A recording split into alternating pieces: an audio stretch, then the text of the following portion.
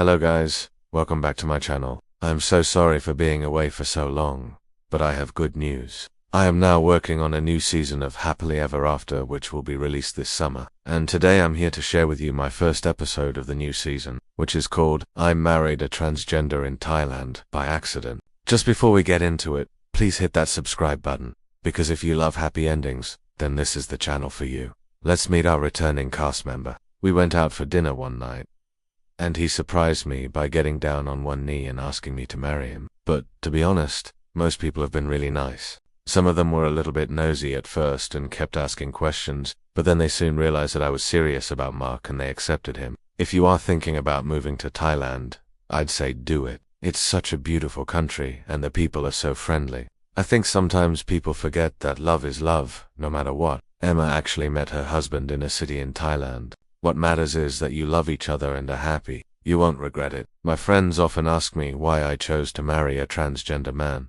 and my answer is simple. Why wouldn't I? Mark is the most wonderful man I know. He treats me like a queen and I love him with all my heart. I'd like to thank all of you for your kind comments and support. I am so happy to be part of the Happily Ever After family, and I can't wait to share more of my story with you. Thank you for watching this episode of Happily Ever After. I hope you enjoyed the story of Emma and her transgender husband Mark. Please give the video a thumbs up. And don't forget to subscribe to the channel, because we have lots more heartwarming stories coming up in the new season. Until then, take care, and I'll see you soon. Emma's partner, Mark, does not want any more children. He already has a son from his previous marriage and he's happy with his life. We plan to stay in Thailand forever, and we're already looking for a new house.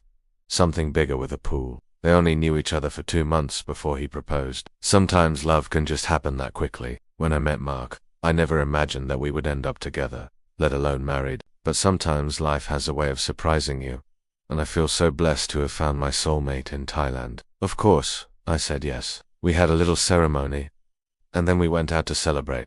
Now it's time for some comments from you guys. Please remember to be kind because these people are real human beings. Her father was adopted as a baby and his birth mother was a Norwegian woman who lived in Thailand. So the embassy wanted to do further research to try and find out where he was born and maybe even track down any living relatives. We drank champagne and then we went back to my place and we made love for the first time. It was amazing. I felt so loved. I'd never felt like this before, and the more time I spent with Mark, the more I realized how lucky I am to have found him.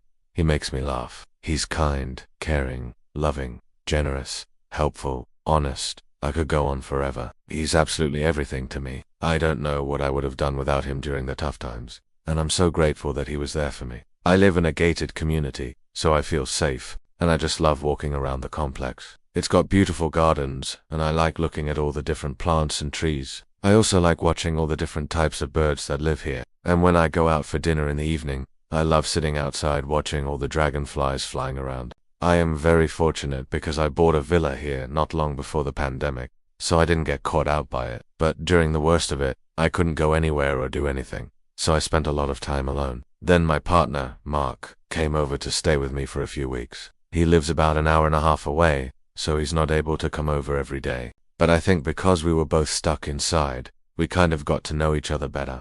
We did lots of cooking together. We watched TV and movies. We took long walks around the area and I started to realize that I was falling in love with him. Emma is 49 years old. She's from England and she's been a client at one of our agencies for many years. Emma was previously married but divorced her husband of 28 years 3 years ago. She has always dreamed of living in sunny Thailand and eventually decided to take the plunge and move to Pattaya, where she purchased a villa in a resort complex. Emma has also had some dealings with her local British embassy, because she discovered that her late father had actually been adopted, and they needed her to send over some DNA samples. And while all of this was going on, Emma met a lovely Thai man called Mark. They started dating, and after only knowing each other for 2 months, he proposed to her and she said yes. So we thought we'd check in with Emma to see how she was getting along in her new life in Thailand. This is what she told us. Hi, I'm doing really well. I've moved to Pattaya now and I'm very happy there.